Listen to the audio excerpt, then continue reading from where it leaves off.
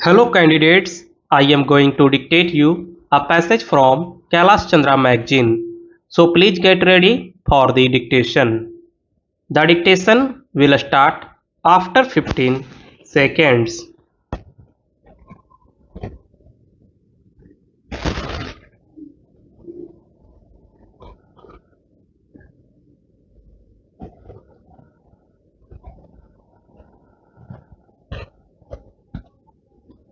I rise to support the principle of this bill from the bottom of my heart. This bill is the outcome of the Fiscal Commission's report, a very illuminating document. It has dealt not only with subjects relating to industries, major or minor, big or small, but has also dealt with the agricultural industry. Several chapters have been devoted for the purpose of improvement of our agriculture. They have also devoted a greater part of their attention to the development of cottage industry. Although this bill does not envisage any kind of protection regarding the agriculture industry, I do hope the government will take due notice of the recommendations and suggestions made by this commission. Not only has the Commission made various suggestions, but our late colleague Mr. Mukhtar Singh, who was an expert in agriculture, has appended a very illuminating note on the development of agriculture in this country. I have had the pleasure of coming into close contact with Mr. Mukhtar Singh in the Oilseeds Committee, and I can say that he had a very wide experience of agriculture. Not only had he experience, but he had original ideas also. Although I was the chairman and he was only a member of this commission, he was a great guide to me. I do expect that the government will consider this report, particularly this aspect of the question regarding our food problem, which is really agitating the country to such an extent. We are lacking immensely as far as agricultural statistics are concerned. In America and Russia, I might say that every inch of land, either cultivated or not cultivated, fallow land and wasteland, has a complete record, and they know how agricultural land could be developed or made use of. While we are lacking immensely in this respect, this report furnishes a great deal of information.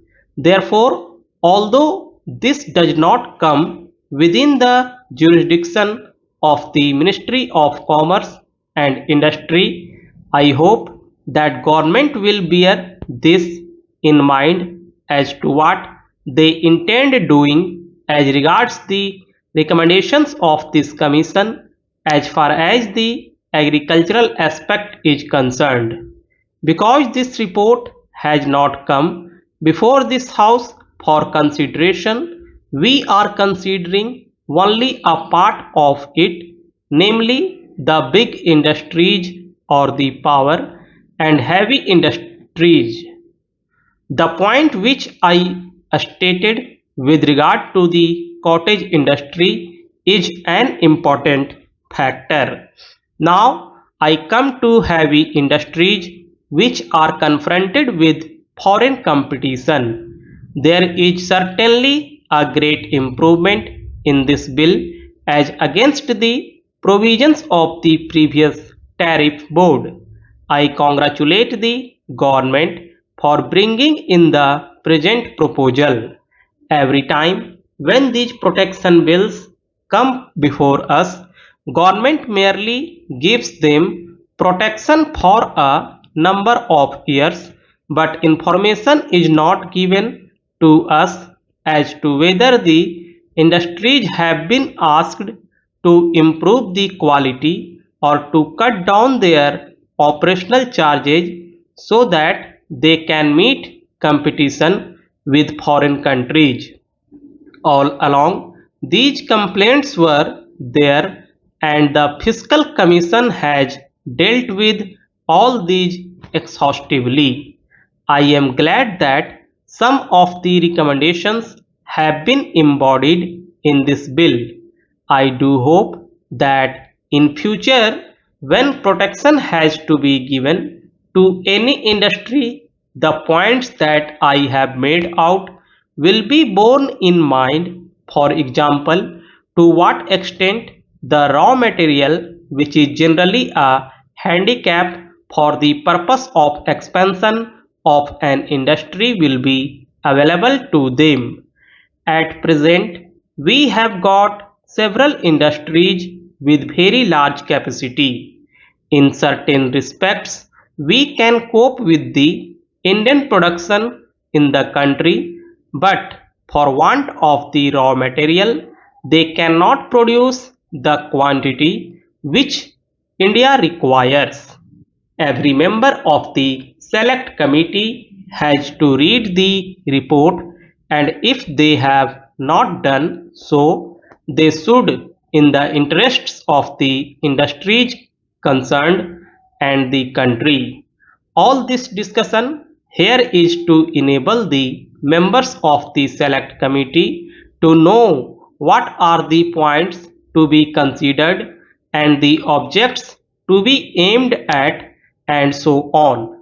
You have rightly laid down the healthy convention that the members of the select committee need not take part in the discussion, but they should be present and listen to the observations made here.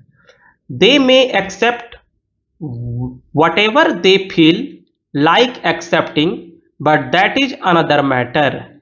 As I said, this convention that you have laid down, sir, is a healthy convention, and nobody should take it ill if anybody says anything about this subject. I am saying the right thing according to me, and it may be agreeable to some and it may not be agreeable to others. Well, sir, regarding the number of members on the Tariff Commission, it has been stated that the number should be raised from 4 to 6. Anyway, power has been left with the government to increase the number by 2 if and when the necessity for that is felt. This arrangement should suffice, but it should not be governed by any consideration of economy.